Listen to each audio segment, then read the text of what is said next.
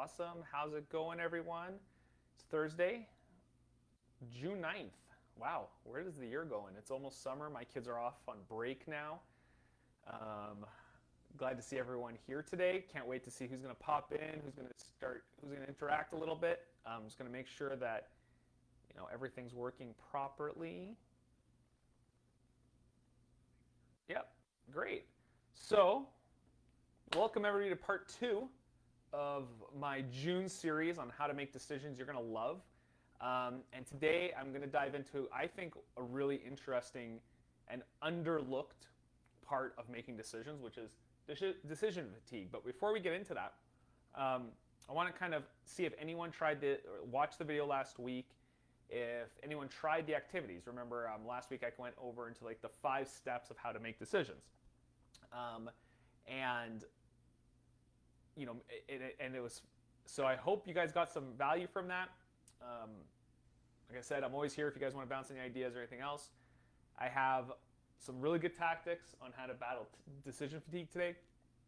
So let's dive into it. Number one, like I said last week, we make over 35,000 decisions every day. And that's a lot of decisions. That's the average, North American makes about 35,000 decisions. Not all of those are important decisions. However, making decisions is like exercising a muscle. You're exercising your brain with each decision you make. And it has been scientifically proven that your brain will fatigue, your willpower to make decisions will fatigue as you make more and more and more of them.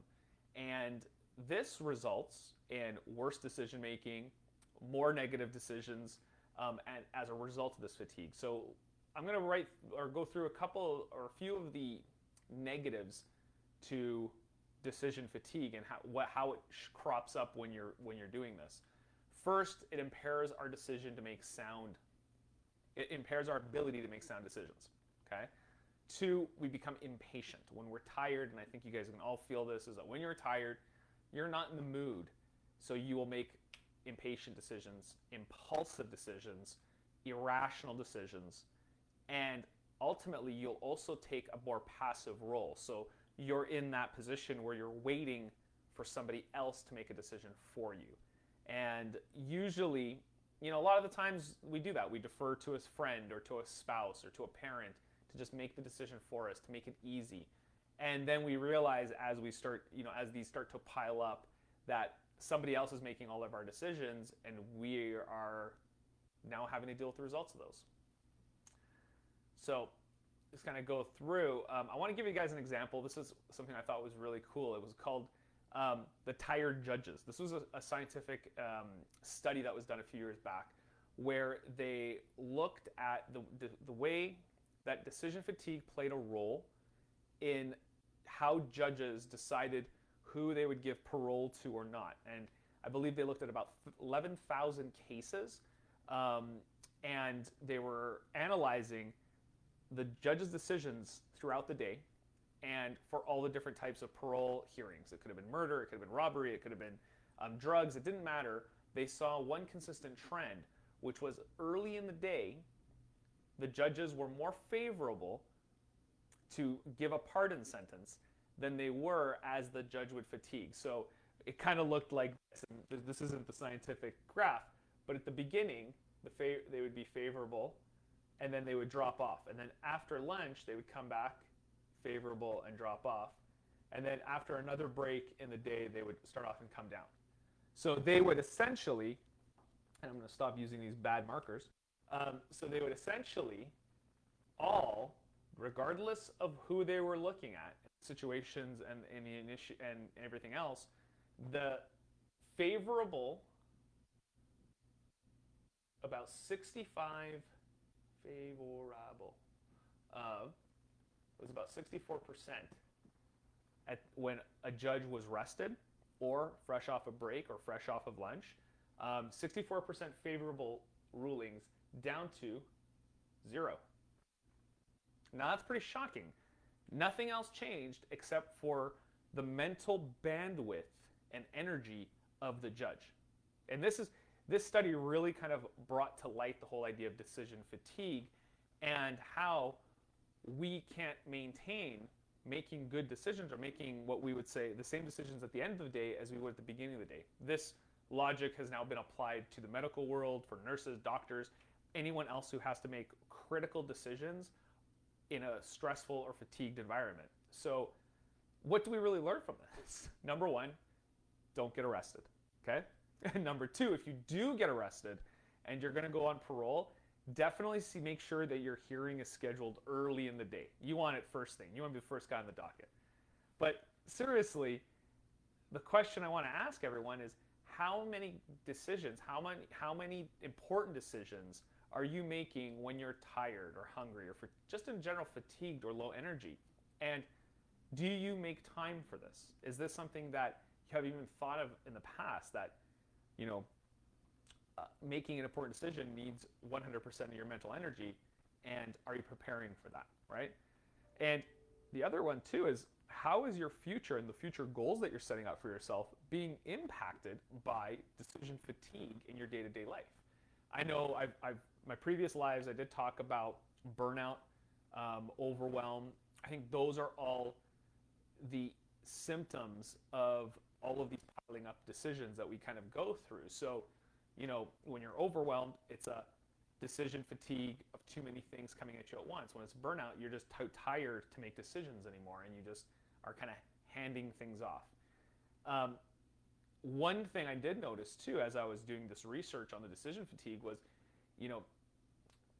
if you're making decisions in the right headspace, you will see dramatic improvements in your results, right?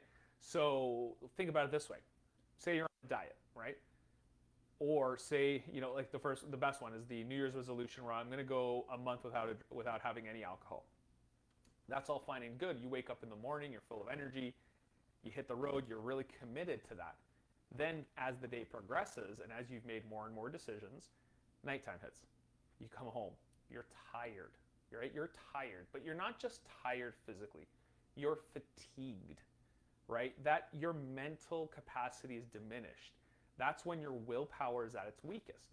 That's when, if you're trying to be on a diet, you'll sneak a cookie or some chips or something, fast food. That's another, I know at my house, we're terrible for this. If my wife and I are both tired at the end of the day and somebody says takeout, the other person's like, amen, I'm in, right? We both know that that's not probably the best for our eating habits, our best for our finances, but we don't care at that point because we're so mentally drained. We've been making decisions every day, and we just want somebody else to take over the reins, right? So imagine, and this is one of those things that you really have to think about, what if you could eliminate just one bad choice out of your day every day, and how much progress you would see if you could stay committed to removing that one bad choice, right? And that kind of leads me right now into the 3 tactics to help you to, at least, if you can't avoid decision fatigue, to mitigate it and to focus on the things that are most important. So number 1 is just like the judges,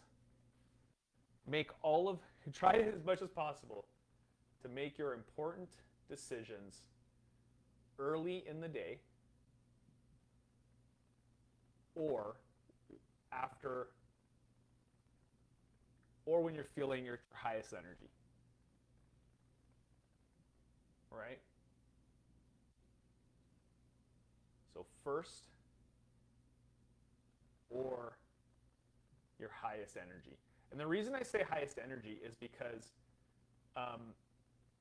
decision fatigue also kind of aligns with the circadian rhythms, and not everybody is at the peak first thing in the morning. Some people gear up high later in the afternoon, different things. But if you start to build that awareness around where you're at your peak performance, that's really when it's your time, your golden hour to make these important decisions.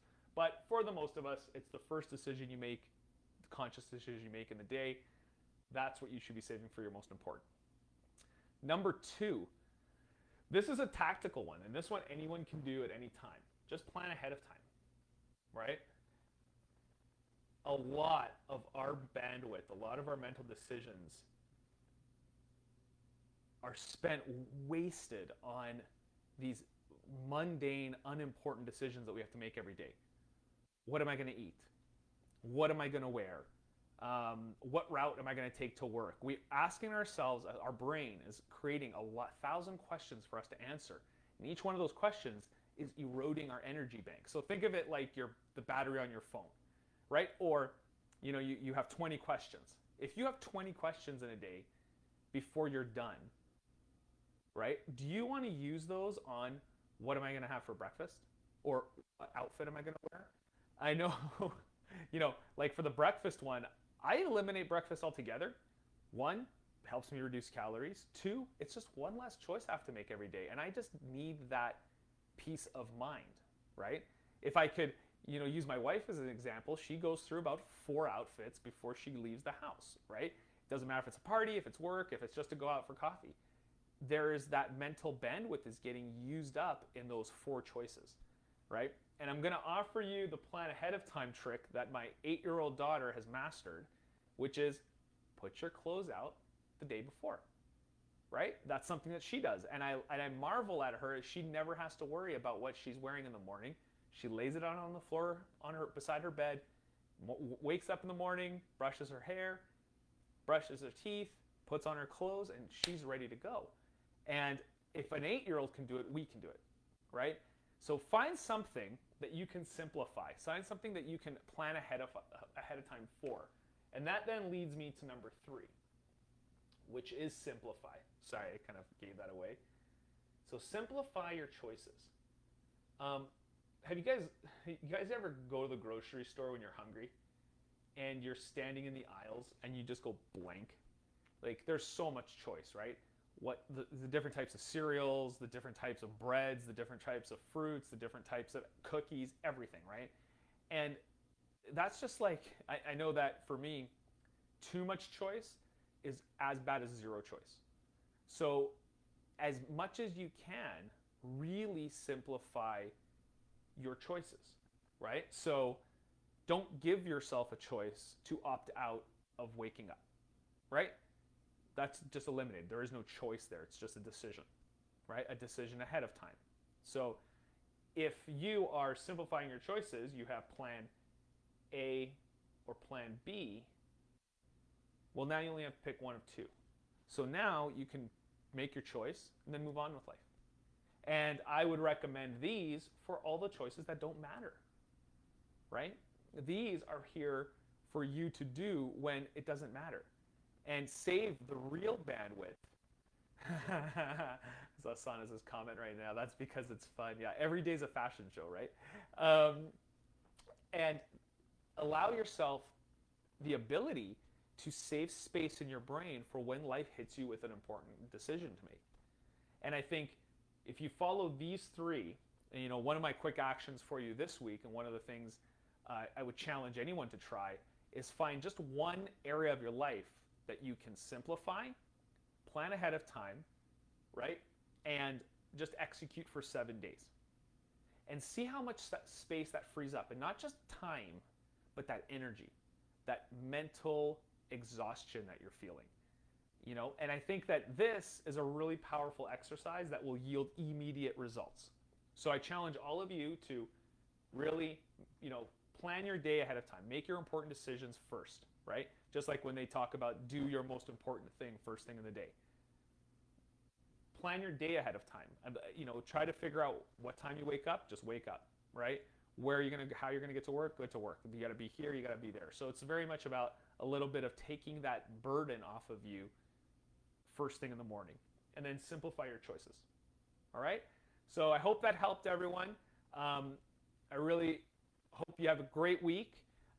Next week, I'm going to be continuing on decision, and I think we're going to dive into another topic on how to avoid the shiny object. So that's going to be next week. It's about when another decision comes up, right? And the grass is greener on the other side. So just like I had in my show notes or my live notes, if you are faced with a big decision, if you are faced with making a decision but then executing on it, I'm offering a 3-month program right now where I will help you to set and make decisions and then be by your side to execute. So if you're interested on one-on-one coaching with me, please use the link in the show notes here, in the live notes, to a 30-minute consult where we can talk about what your goals are, where you want to go, and if working with me will help you to achieve that goal that you want. Okay? Well, I wish everyone a good weekend, and I'll see y'all next week. Thanks.